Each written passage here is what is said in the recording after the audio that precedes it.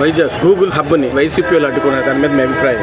వాళ్ళు గత గవర్నమెంట్ లో కంపెనీలు రాలేదు, యువతకు ఉద్యోగాలు లేవు. ఉద్యోగం కావాలంటే యువత పక్క రాష్ట్రాలకు వెళ్ళిపోవాల్సి వస్తుంది. మన ఏపీ నుంచి కొన్ని వేల మంది యువత పక్క రాష్ట్రాలకు వెళ్ళి ఉద్యోగాలు చేసి ఫెస్టివల్స్ కో ఏదో పండగలకో వచ్చే పరిస్థితి ఏర్పడింది. జగన్మోహన్ రెడ్డి ప్రభుత్వం ఏమంటుందంటే రూపాయికో 10 రూపాయికో భూములు ఇస్తున్నారు అంటుంది. యువతకు ఉద్యోగాలు రావడానికే కదా భూములు ఇస్తున్నారు. ఆ భూములు ఇచ్చి ఇండస్ట్రీలు పెట్టి కంపెనీలు పెడితే యువతకి పక్క రాష్ట్రం వెళ్లకుండా ఈ రాష్ట్రంలోనే ఉద్యోగాలు కల్పించే అవకాశం ఉంటది. కాబట్టి అంటే ఇప్పుడు వాళ్ళు ఎందుకని ఇలాగా అడ్డుకుంటున్నారంటారు?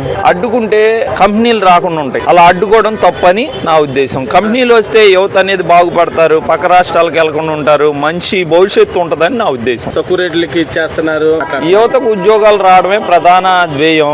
తక్కువ రేటుకి ఇచ్చినా తక్కువకి ఇచ్చినా ఒక ఇండస్ట్రీలకు ఇస్తున్నారు, నాకో ఇంకోళ్ళకి ఇవ్వట్లా. కొన్ని లక్షల మందికి భవిష్యత్తు కోసం ఇస్తున్నారని మా ఉద్దేశం. దుష్ప్రచారం చేయడం రాంగ్ అని చెబుతున్నాం. నాలెడ్జ్ పీపుల్స్ ఎవరైనా దుష్ప్రచారం చేయకుండా కంపెనీలు తెచ్చి మంచిగా చేయాలని మేము కోరుకుంటున్నాం.